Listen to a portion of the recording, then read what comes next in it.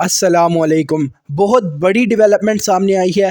افغانستان کے top media outlets اور تمام ذرائع جو پاک افغان جنگ کا حوالہ دیتے تھے ان تمام نے یہ ویڈیو شیئر کرنا شروع کر دی ہے کہ افغانستان نے 400 کلومیٹر رینج کا بیلسٹک میزائل فائر کیا ہے، اور ان کا کہنا ہے کہ اب ہم یہ میزائل پاک افغان جنگ کے اندر استعمال کریں گے۔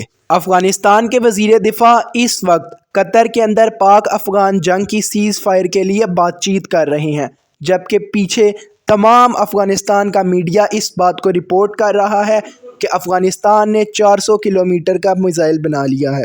اب اس صورتحال کے اندر انڈیا کی سوشل میڈیا اکاؤنٹس اور انڈیا کا میڈیا اس وقت خوشیاں منا رہا ہے۔ تمام انٹرنیشنل خبر رساں ادارے اس بات کی کنفرمیشن کرنا چاہتے ہیں کہ کیا یہ خبر سچ ہے کہ نہیں۔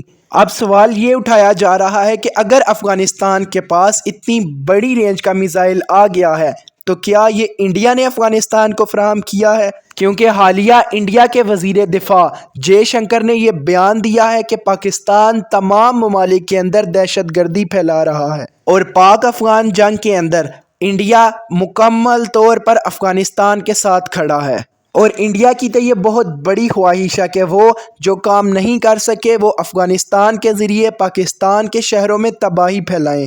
ابھی تک اس تمام صورتحال کے اوپر افغان طالبان کی حکومت مکمل طور پر خاموش ہے۔